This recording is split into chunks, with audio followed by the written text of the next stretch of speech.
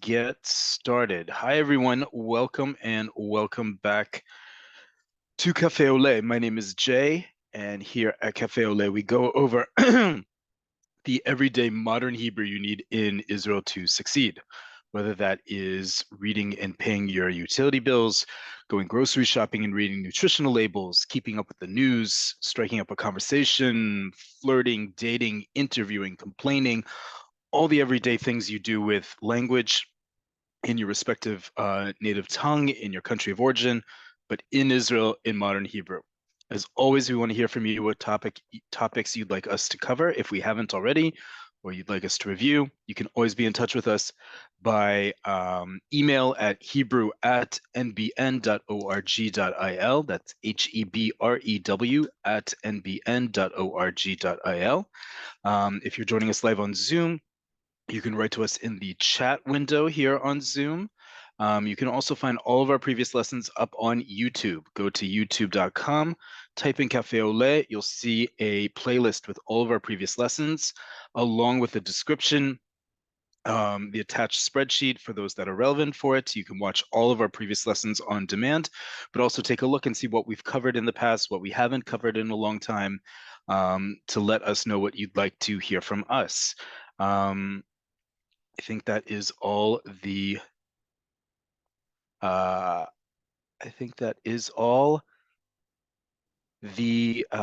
announcements I have with that. With housekeeping, as you those of us in Israel can attest with the weather, it is starting to get cooler and certainly wetter. And so with that, I thought today we would do an important reminder about excuse me, vocab related to winter.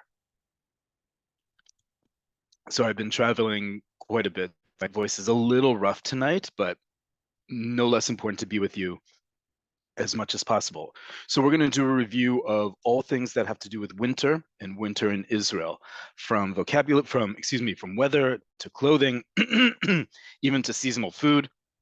This is your chance to get ready, really ready for winter, in all the different ways that we experience it in Israel, that perhaps is different from your country of origin, but certainly an important part of the yearly cycle.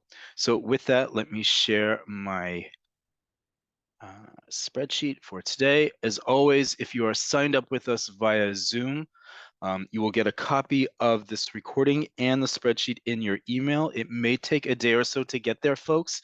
I appreciate your patience. I see a lot of people in the chat from the last few weeks saying they have not received these emails. First off, always check your spam. Always check if you have any digest emails that put all of your emails in a bundle. And third, again, hebrew@nbn.org.il. And last but certainly not least, if you don't get a copy of the spreadsheet, YouTube is there for you. Cafe Oleh, you'll see the lesson there. You'll see the link to download the PDF spreadsheet. Okay, so with that, we're going to review winter. We've done this in the past. It's always important to review, especially both because of the weather change and also how it's experienced in Israel is a bit different, perhaps, than what you're used to this time of year.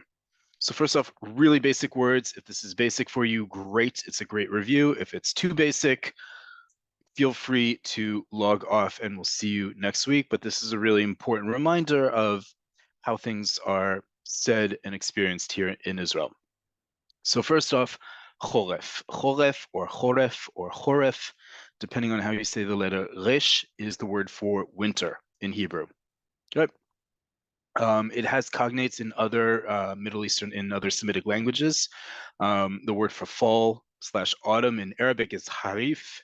It's the same exact word, only for us it's winter.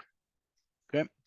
We're going to talk a lot about weather. We've talked about weather before multiple times in the context of small talk, in the context of in general talking about weather, but it's a good reminder of all the different words you're going to hear as it gets colder and wetter outside. So first off, the word for weather. The expression in Hebrew is mezeg ha'avir. Okay, mezeg ha'avir is weather. And we talk about whether it's temperature, whether it's, we're going to talk a little bit about air quality in a bit, but we talk about bachutz, outside, versus bifnim, inside, right? Chutz is outside, but when we're trying to establish direction or location, it's going to be bachutz. Same with inside. Okay, bifnim, inside. The word for air is avir, avir, avir. However you want to pronounce the letter resh, is the word avir. It means air. Okay, and from that same word we get the word avira. By just adding a hey at the end of the word, you get the word for ambiance or ambience, however you like to pronounce it, or atmosphere. Okay, so avir, air, avira, atmosphere, ambiance, ambience. And from the same root, we also get what creates air or what moves around air, me'avrel. A me'avrel is a fan, right? An electric fan, particularly. You can also use it to talk about a manual fan, but it's usually an electric fan. I made mention before about the fall or autumn, depending on where you are in the world and what you call the season. In Hebrew, it's called stav. Yeah. One of the most beautiful words that's connected with stav in particular, and although it happens in Israel, it's a lot rarer than perhaps many of the countries that we're from on this call, is shalechet. Shalechet is the act of leaves falling off the trees. Okay, you can see this a lot in the north of Israel, some places in the center of the country and in Jerusalem, depending on the type of tree, but shalechet is falling leaves, the act of leaves falling down. Okay, it comes from the verb lashlich, which means to cast away. Those of you who are more observant, perhaps, or are more Jewishly, educationally, and religiously, ritually inclined, you know about tashlich during Rosh Hashanah, where we symbolically cast our sins away. That's the same idea.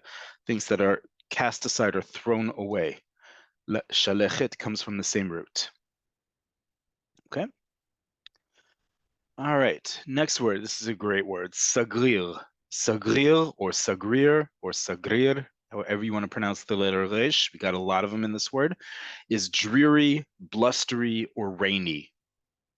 Any of those words can apply to the word sagrir. Sagrir is the noun. Sagriri, with that yud at the end, like we talked about last week about creating new words out of depending on suffixes. Sagriri is the adjective. So you can say Yom Sagrir, a day of dreariness, right? These words, if we were going to turn them into nouns, of course, dreariness, bluster, and rain, but it's not really rain in that sense. It's just sort of gray and damp, whereas Sagriri turns it into an adjective. Okay. From the word anan, row 13, anan is a cloud. Ananim are clouds. We get the adjective me'unan. Me'unan is cloudy. If we were to translate it literally into English, it would be clouded, but we don't say it's clouded outside. We say it's cloudy outside. Okay, if you say clouded, you do you, but most people in English would say cloudy, me'unan. Okay, the next bunch of words all have to do with rain. Rain is an important part of Jewish tradition. It's an important part in the Middle East in terms of living. And specifically in our part of the Middle East, we are dependent on rainwater for our sourcing of fresh water, as opposed to rivers and lakes. We very much depend on rainwater. And so we have many, many words to describe specific types of how rain happens or how moisture and precipitation come down from the sky. So let's get to some of them. First off is the word you've probably know best, which is geshem. Geshem we normally talk about as rain, but when we use geshem in modern Hebrew to describe precipitation, it really means a heavy rain, right? We don't just say yored geshem unless it's really coming down. And by coming down, it's a serious, not deluge, right? But it is a significant amount of rain. It's not sprinkles, it's not drizzle, it's not any of those words, which we'll get to in a second. Geshem is not the catch-all term for rain, even though it's used as such. It really does mean a heavy downpour. Okay, if you want to say rain shower, something a little bit lighter, it's matar. Matar, matar, matar, however you want to say it. This is the root you're going to find in a lot of our words that have to do with rain. Mem, tet, resh. And we've talked about this actually before in terms of spelling several months ago, and you can look at that class again on YouTube. Another shout out for our playlist on YouTube about spelling.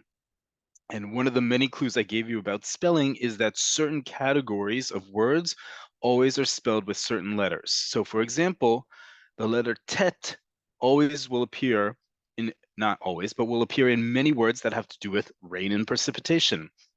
You're going to see a bunch of those in a second. Okay, so geshem is heavier rain, matar is a lighter shower, rain shower. And then drizzle, right? What we call, at least in America, drizzle, tiftuf.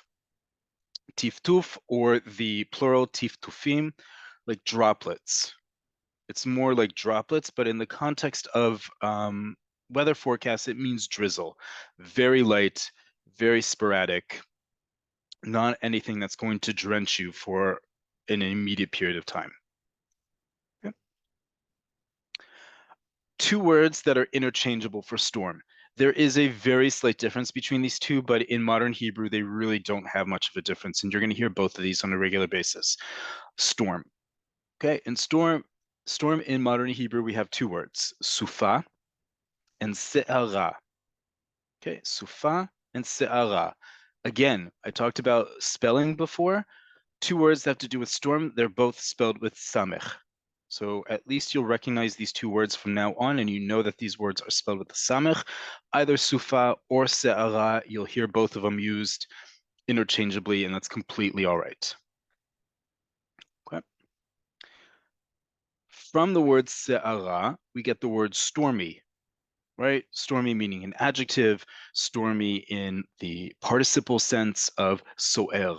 So'er, so'eret, so'arim, so'arot. That's how you would conjugate so'er, stormy, right? And it's not just, by the way, about weather. It could be a diyun so'er, a stormy conversation, or a stormy meeting, right? Meaning that it was very emotion-filled, if not loud, and full of emotion, like I said, right? All right, let's go back to that word we had, matar. So another word we get from matar is mimtarim. Mimtarim is what you're going to see in a lot of weather forecasts for the next several months. Mimtarim are showers, not showers that you take in a bathroom, not showers that you give to brides and grooms to be, but showers as in rain showers. Okay, and it's very specific, again, because it has the exact same root, mem, tet, resh, like we talked about before with matar. Okay, another word that we get from matar, by the way, I know you all know this word. Think about it a second. What's the word for umbrella? If you said mitria, you were correct. This was a word that was invented using the word matar, and to turn it into a vehicle or a tool that's used with regards to rain, mitria. Mitria is the modern Hebrew word for an umbrella. Okay. Two very specific words to both the Jewish tradition, to modern Hebrew, to Hebrew in general, and to our place in the Middle East.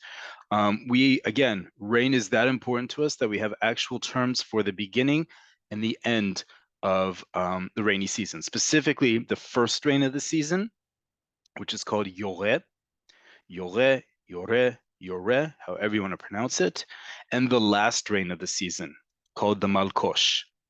So Hayoreh is the first rain of the season. When we say first rain, it really is the first significant storm, not mimtarim, not showers, not tiftufim, drizzle or droplets. Real geshem is what is defined as the yoreh. It usually takes place on or around Sukkot, just like how thousands of years we started praying for rain during that time period, so too does it start raining during that time period.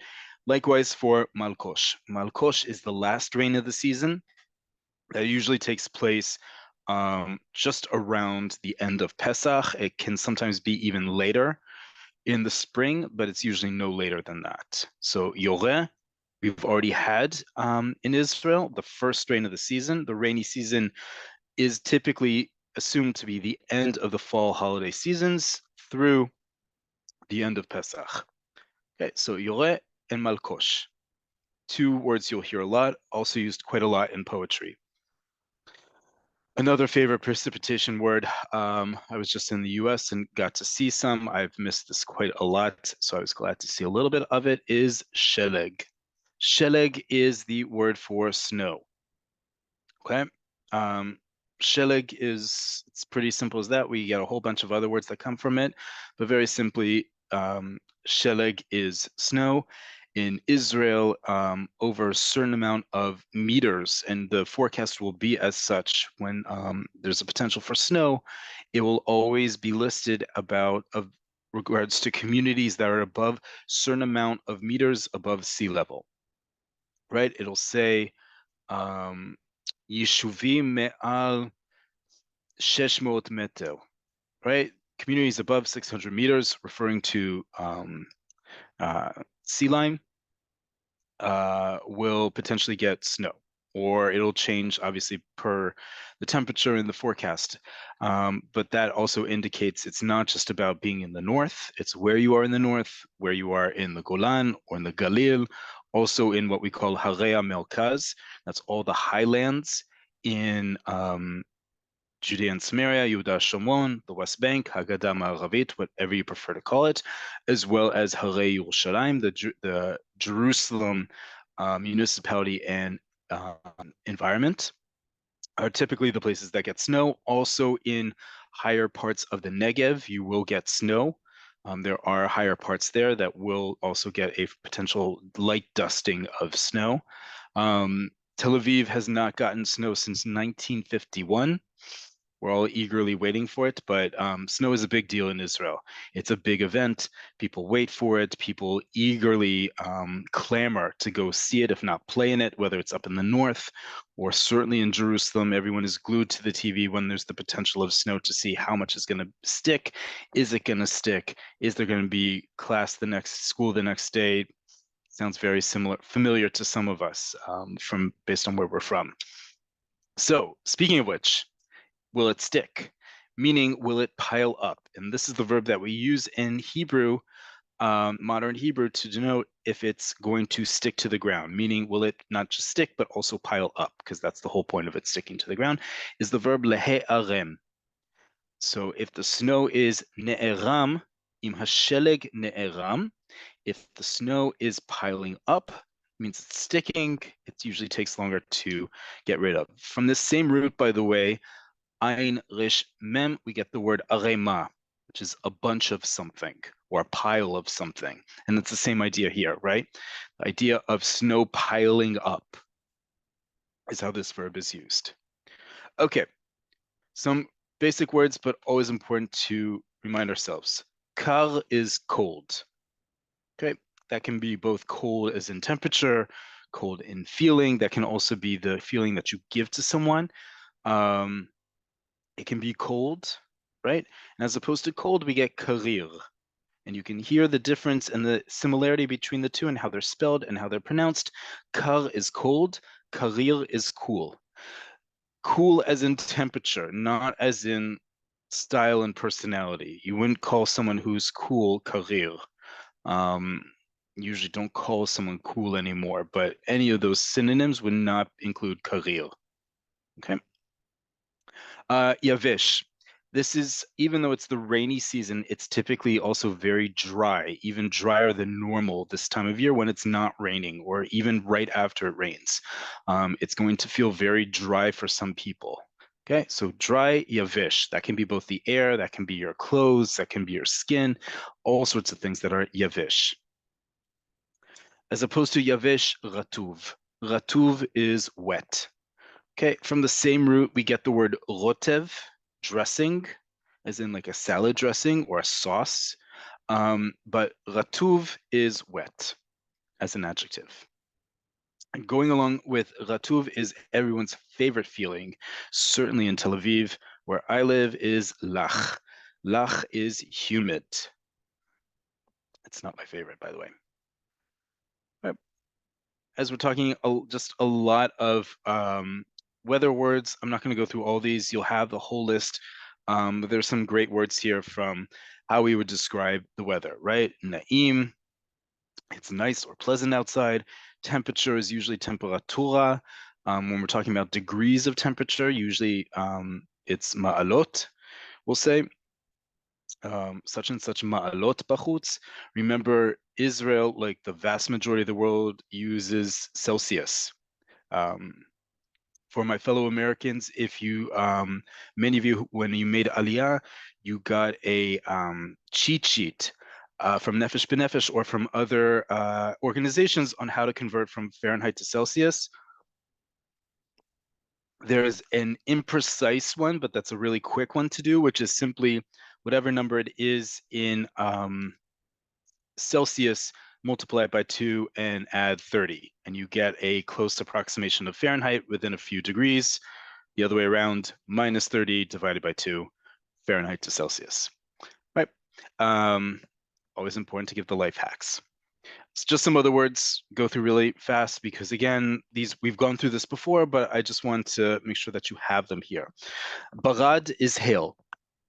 Same word that we used in the Bible, in the Tanakh, to describe one of the 10 plagues. Barad means hail. Barad is also used in modern Hebrew to describe a slushy drink, a drink that you see in those whirling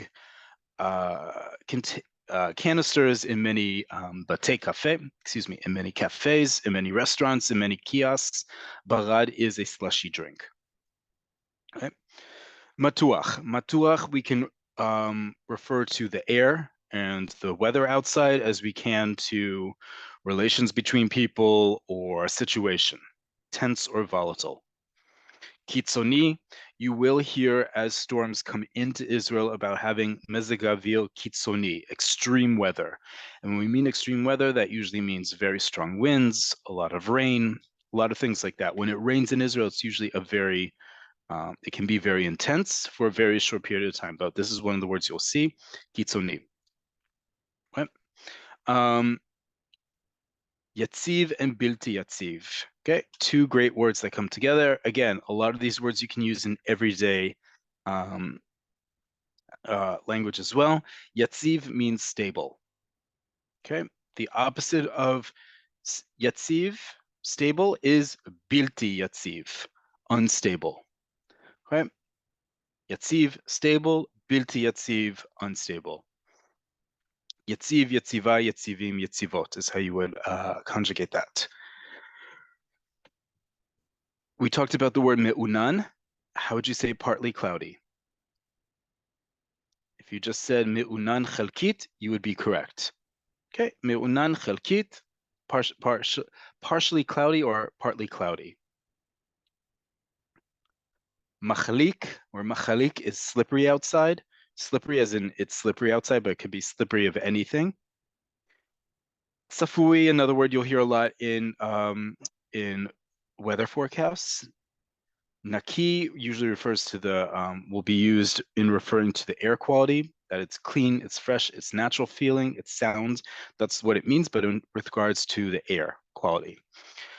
Uach, uchot, winds. Wind is female in Hebrew. Lachut, we had lach before humid. This is humidity, the noun, lachut. Retivut, moisture. Now we get to a very important part of winter in Israel. As many of you who've already experienced at least one winter in Israel, you know that we do not have the same building specs for homes and apartments in Israel as we do abroad. And that especially comes with regards to insulation and window treatments and all sorts of things like that. So one of the things you're going to find a lot during the winter are things like retivut and nizilot, moisture and leaks. This happens a lot around walls, and when buildings aren't fortified well enough, there often will be nizilot. It won't necessarily be the way you're thinking of a nizila, right? A leak of a pipe. A pipe has burst and it's, flooding the downstairs apartment. It's more like there's a leak in the walls, the retaining walls of the apartment, and you'll start seeing the paint on the walls start to blister. That's usually a sign of retivut, of moisture that can potentially, or nizila, a leak that can lead to, row 45, ovesh. Ovesh is everyone's foe in the winter in Israel, mold. And I've been in Israel long enough to see many in Anglo get very embarrassed that they have ovesh in their house. Folks, almost everyone in Israel has ovesh in their house at some point in the year. It's not something to be embarrassed about. It's just something to take care of, whether it's there is a nizila, or there are other reasons. We'll get to a reason in a second. Okay, but there are plenty of ways to get rid of ovesh. There are plenty of, found in kitchen supplies and cleaning supplies, all sorts of things that have bleach or chlorine in them that will quickly get rid of ovesh. You definitely want to get rid of it. It's usually black or red in Israel. You definitely want to get rid of it. And moldy, whether that's food or a part of your wall or whatever it is me'ubash. Okay, me'ubash is moldy. Oftentimes, mold in Israel is the result of ibui. Ibui is condensation, and you'll see this on windows, that condensation happens on the inside of windows, inside of homes. You'll want to get that wiped off as much as possible, because if it's not treated, both in terms of the lachut in your house, the humidity in your house, but also the potential for ovesh, mold. Okay, so this is one of my many gifts to you. It's okay if you find ovesh in your house. You just want to take care of it. Everyone goes through that at some point in the year. Okay, no matter where they live in Israel, by the way, and how much they pay for their apartment or house. Okay, we talked a lot about cold weather. Let's talk about some hot things, and then move on to clothes and food. So first off, cham is hot, chamim, warm. Just like we had kal, cold, karir, cool, cham, hot, chamim, warm. Lechamem and lehitchamem, to warm and to get warmed up. This can be both weather, this can be cooking, this could be anything that has to do with getting warmed up. We also use these verbs for example, a warm-up act at a performance. Excuse me. Both of these are used all the time. Okay. I'm hot as in temperature-wise. Cham li. Okay. The opposite would be kar li. I'm cold versus I'm hot. This is temperature-wise, what you're feeling in terms of weather or sickness, whatever it may be. Cham li, I'm hot. Kar li, I'm cold. This is to make it clear to you. If you want to say I am hot temperature-wise, always say chamli. Do not think you can say ani cham. If you say ani cham, people are going to look at you with all sorts of other looks that are not what you intended when you want to say chamli, as in it's hot out or I'm hot. Ani cham means I'm hot, as in hot and bothered. Right. If I need to further explain that to you, write to me in the Q&A, but I think you get it. Right. And that is also with regards in difference to hot as in spicy, meaning like spicy food, which is charif. Okay, so chamli, temperature-wise, I'm hot. Ani cham, I'm hot and bothered. If something is charif, it's spicy hot. Okay, 3 different ways that otherwise we say in English hot, but in Hebrew we have specific ways to differentiate them. Very important for those of us, especially who come from countries where we have automatic hot water, is the dud shemesh and the dud chashmal. In Israel, the vast majority of us will have either, if not both of these. Okay, a dud chashmal is an electric water heater. if you need to have hot water in your home, the vast majority of homes since the 1990s will have at least a dud shemesh.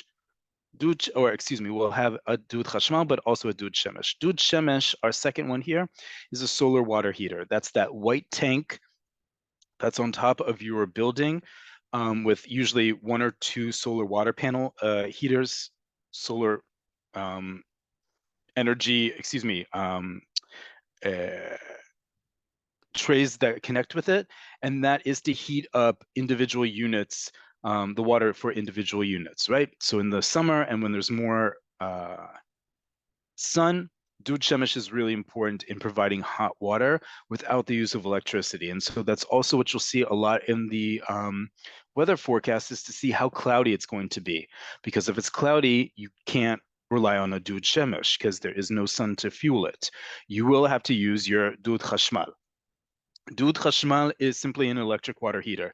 Usually the same unit that is a dud shemesh will also have a manual switch inside, along potentially with a timer that turns on a electric water heater, or it may be gas. The point though is it's not solar. Okay. For some people, it takes a long time for their water to heat up using a dud chashmal. For some, it's very quick. The most important thing, though, for all of us is to make sure you switch it off after you have heated up the water. It is very common for a dud chashmal or dud shemesh to explode. If it's been turned on for too long, you don't want to be that neighbor.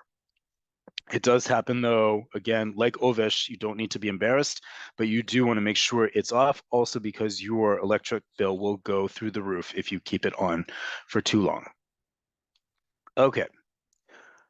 Let's move on to food and then finally clothing, and then I'm going to take your questions. This is also halfway through the class. I'm going to remind everyone, if you have questions about what I have covered or will cover, please write that in the Q&A only. If you have questions, concerns, comments about anything else, please write that in the chat. I will only be looking at the Q&A this class, and then tomorrow I'll get a copy of the chat and look over that with your questions. Okay, some classic wintertime food in Israel, or food that's usually only found during the winter. Served, made, all sorts of things available during the winter. First off, marak. Marak is found throughout the year, right? But through winter, we usually want something warming, like marak. Marak is simply soup. By the way, that can be soup of all kinds. We're going to get to specific types of what we would differentiate among soups in a bit, but marak is the catch-all term, soup. Daisa. Daisa is, as I wrote here, porridge or farina or cream of wheat. It's very commonly served in the army. It's think of it like that. It's not porridge, or think like oatmeal, right? Like hot oatmeal. It's a very fine grain that is cooked in water or milk, along with other flavors. Okay, very warming, very nourishing. Nazid. Nazid is a stew, any kind of stew, any kind of ingredients in it, but usually meaning it's thicker than a regular soup, right? A very common Middle Eastern beverage this time of year. It's not just Israeli, it's throughout the Middle East. It's called sakhlav. Sakhlav, and it sounds familiar, it is also the word for orchid, as in the flower. Because traditionally this drink was made with the root of a specific type of orchid that grew very commonly throughout the Middle East, at least this part of the Fertile Crescent. You would pound it, you would turn it into a flour, and you would mix it with water or milk and some other flavorings, usually rose water. Nowadays, it's made with cornstarch. It's not made with orchid. It's very hard to find it made with orchid, in fact, in Israel. It has other flavors to it. If you are familiar with malabi, which is a pudding that's often served when it's very hot out in Israel, this is its wintertime equivalent. Sakhlav is usually drunk. In Israel, we like to put crushed peanuts and shaved coconut on top. Those are optional, but it's a very warming, nourishing drink as well. It's usually it's on the sweet side, and usually drunk. Okay. Some other foods, by the way, that I didn't include on here that are wintertime foods are things like you can often find corn, like steamed or boiled corn on the street that's being sold. Um, things like citrus fruit, which is typical throughout the rest of the world, are also wintertime crops here. One fruit, however, which is an anomaly, or at least an anomaly for those of us coming from elsewhere in the world, that is considered a wintertime fruit is tutim, strawberries. You're going to start seeing strawberries in the market, in a couple weeks by now, but they usually have two rounds, one during the winter and one towards the end of winter / early spring. Okay. With regards to marak, we have, if marak is the catch-all term, and nazid is on one side as a stew, something a little thicker, something that's on the other side of the spectrum of marakim, soups is tsir. Tsir is an interesting word. It has a lot of different meanings in Hebrew. As I wrote on the right-hand side, it also means a delegate. It can mean a hinge. It can mean an axis. But we're only talking about food here. And tsir, or tsir, means broth or stock or consomme. Okay, so whether it's powdered or you made it yourself from scratch, tsir is stock or broth or consomme. Excuse me. And finally, another food item that is very popular in Israel. We did not invent these. There are a lot of people who would like to take credit for this in Israel. We did not invent these. This is actually a European tradition that we adopted in Israel called krembo. Krembo is, if you're not familiar with it, it's already in the markets. It is a biscuit with a large dollop of marshmallow cream on top and then covered in chocolate. And they come in either vanilla or mocha flavored.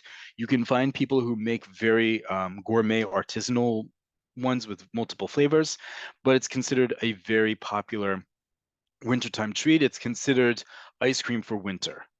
Both of its appearance and its creaminess, it's very popular. Another one that I forgot to put on here, we'll actually talk about next week when we get closer to Hanukkah, which is very much about an Israeli tradition. We'll get to it next week. I'll be sure to make a note about that. But krembo, you'll already see in the markets, very popular. And people, of course, have 500 different ways how to eat it and get into all sorts of arguments. Do you start with the biscuit bottom? Do you start with the cream on the top? How do you take it apart? All sorts of different permutations. Very classic winter food in Israel. Okay, let's get to some clothing terms. Me'il is a coat. Jacket is a jacket. Okay, just like there's a difference in English and in other languages, so too in Hebrew. Me'il is a coat. Jacket is a jacket. Garbaim, socks. From the same root, galbionim are pantyhose. Okay, so galbaim are socks, regardless, you know, and all that entails. Galbionim, however, are pantyhose or hose. And that is as opposed to tights, which are tights, right? So those of you know the difference between pantyhose and tights. You now know the difference in Hebrew, galbionim. Pantyhose, tights are tights. This term I know only because when I was in graduate school many years ago in Jerusalem, I worked for American Apparel, and these were a item. If they weren't popular, they certainly were sold there, which are chotlot. Chotlot are leg warmers. If you don't know what a leg warmer is, I suggest you watch any of the films from the 1980s, such as Flashdance or Fame or any of those other ones. You'll figure out very quickly what a leg warmer is. Warms the leg. But you will see it worn very commonly in Israel, especially when it gets colder out. Magafaim are boots. That's any kind of boot. That could be, a leather boot, rain boots, the boots that a butcher or a fishmonger wears. Any of them are magafaim. Gatkes. Gatkes is the term we use in modern Hebrew. It's definitely not Hebrew for long underwear. That's whether it is the top piece or the bottom piece or both together. Gatkes are long underwear, long johns, thermal underwear, however you want to call it, gatkes. Elionit. Elionit comes from the word elyon, upper. or supreme in some places, but we're thinking about upper. And this is the upper layer, the topmost layer you would wear in many cases, which could be a wrap, right? A large piece of wool that's shaped to wrap around you, or a cardigan, as in a cardigan sweater is also known as an elyonit in modern Hebrew. Okay, the idea that you are wrapping yourselves with it and buttoning yourselves in it. That is different than a sweater. Sweater in Hebrew will be referenced in two different words. Svedel, the cognate from English, svedel, or sarig. Sarig comes from the root, the verb lisrog, right, to knit. The idea is that it's something that is knit. So, which is usually the case with a sweater. Sarig, sweater, or svedel. Either is fine. Dubon. Dubon is a unique Israeli piece of clothing, although many places around the world sell a waterproof coat. There's weatherproof and waterproof coat. There's nothing exciting about that, but the term Dubon is for a specific type of coat that was manufactured first for the IDF, and especially for inclement weather, when you need to be outside for long periods of time in cold and or wet terrain. And many people held on to it or found surplus of them and simply became not necessarily fashionable, but it's certainly fashionable in the sense of it showed that you saw combat because you are out in the fields in the cold and the wetness. You have a dubon, or you wore a dubon. Okay, it's usually standard issued green fatigue with a hood. Okay, that is a dubon. And it's this specific type of weatherproof coat. Not all weatherproof coats are called a dubon in Hebrew. Excuse me. Kfafot are gloves. Okay. We don't really make the difference between gloves and mittens in Hebrew. Again, it's not that it doesn't get that cold, it just doesn't stay that cold for a long period of time. So kfafot, gloves, is the one you're going to hear most often. Tsaif is a scarf. Pretty simple there. Merupad is something that is lined or padded, especially when it gets cold out. You want to wear clothing that is lined or padded. Merupad. And lining is often called bitna. Bitna comes from the same root as the word beten, the stomach, meaning what's inside, what's the fluff inside of something, right? Is the bitna, the lining of something. Equally, we talked about a dubon has a hood. We have the two words bardas and capuchon. Capuchon, or the word that you'll hear often because there's a name of a clothing chain in Israel named it, hoodie.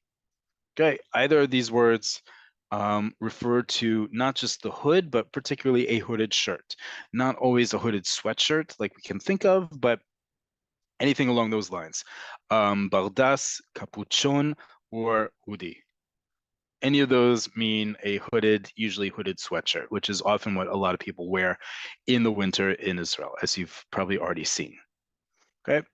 And finally, because I remember we had a question about this last time we talked about winter, fur. It doesn't get necessarily cold enough to wear fur all the time, although you will see people do it. Again, because many homes are not insulated in Israel, there's a difference between being outside when it's cold and inside it's cold. You do want to dress up. So we have both parva, which is fur, and parva malachutit. Malachuti, or malachutit in this case, the feminine version, is the Hebrew for artificial. And this can be, by the way, artificial of anything. Artificial intelligence, bina malachutit. This could be artificial sweetener, mamtik malachuti. It comes from the word melacha, work or labor. Okay, but any of these mean artificial. And so parva malachutit is fake fur or faux fur, whatever you prefer to say. Parva is always assumed to mean from animal origin. Okay, reach the end of this list at least. Let's see some of your questions in the Q&A. Is there, let's first start with lessons from this specific class, and then we'll see what kind of time we have. What are the words for mist or misty and fog or foggy? Great question. So the word for fog, me ul pal.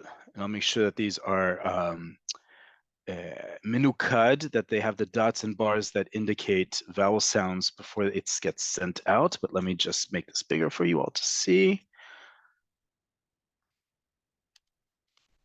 There we go. So, here, let me write. Vel, and me, u, pal. Okay, arafel, fog.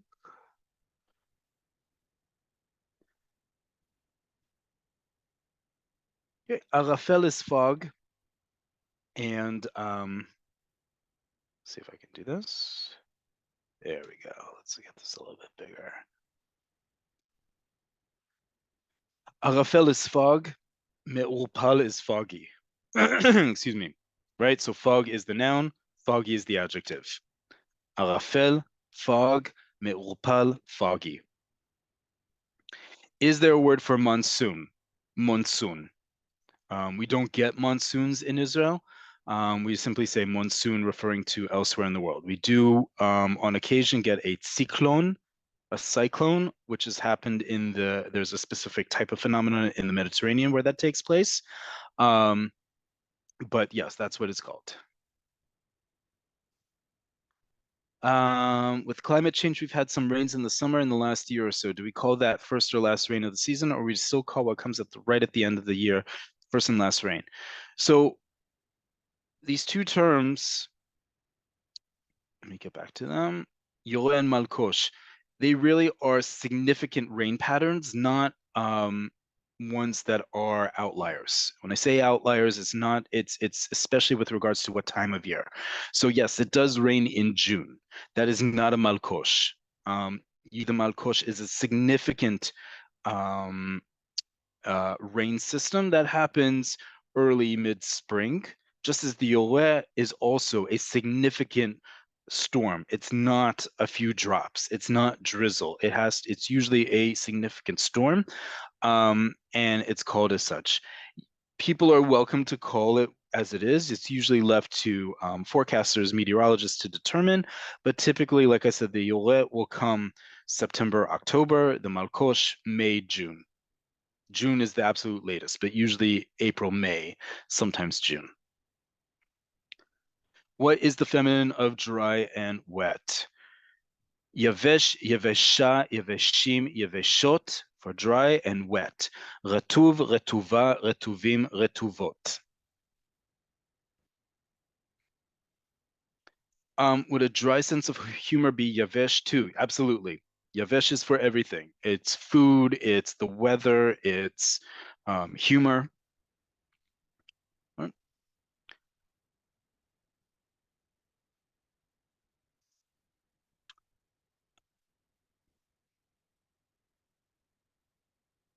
Spell mitria.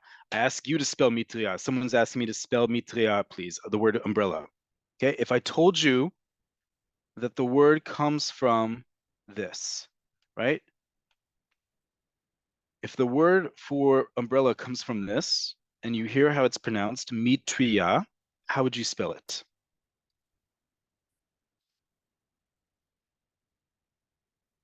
If you said, you'd be correct. Okay. I'm sure you can all figure this out. You can look up these words, but I also want you to use some inductive reasoning based on what we've already covered in this class about spelling rules and pronunciation and phonology, the sound of letters in Hebrew. But I know you can figure this one out. Even if you didn't get it was 2 yods, that's also perfectly all right. But this is an umbrella. Okay. Me, tri, yeah.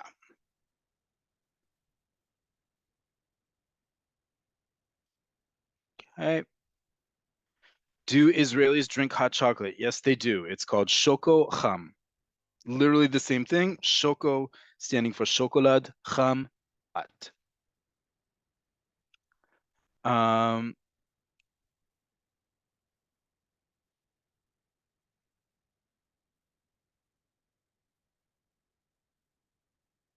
Is the Hebrew word for a space heater the same as an electric heater? Great question. Let me write this here because this is a very important word. Unfortunately, many times throughout the winter, there are accidents, home accidents that have to do with a space heater. Very important that you know one of the words for them. Two of the words, rather. Let me just write this here and get that out. Below.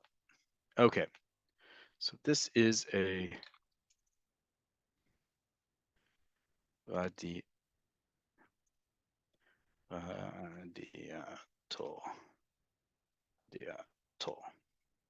Okay. Radiator, space heater. Let's do it this way, actually. Space heater, radiator. Space heater, fan. Okay.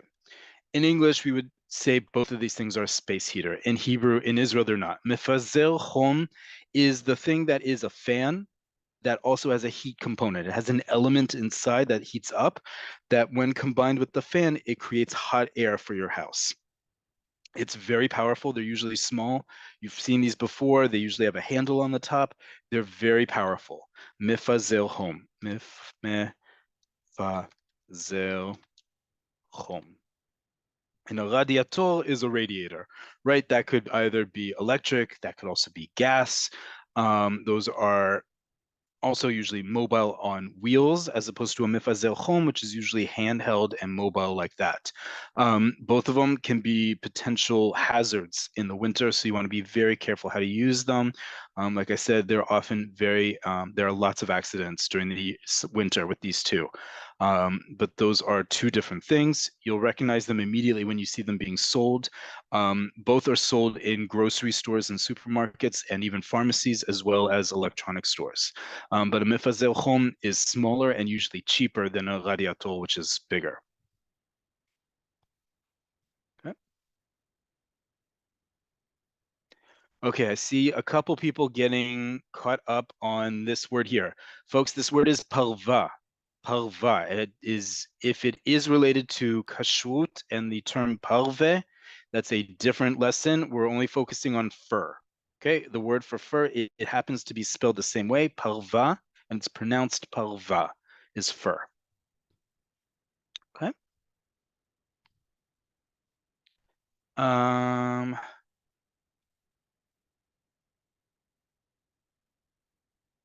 see people asking lots of weather questions, which is awesome, but we're really trying to stick to winter here. I talked about heat only to have a distinction.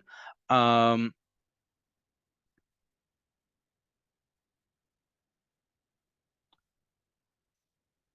see a couple things I'm going to add later on here, such as the words for freezing, global warming. Tsunamis don't have to do with winter, but great question. We do indeed have tsunamis in Israel, hence that's why there's tsunami warnings in Tel Aviv.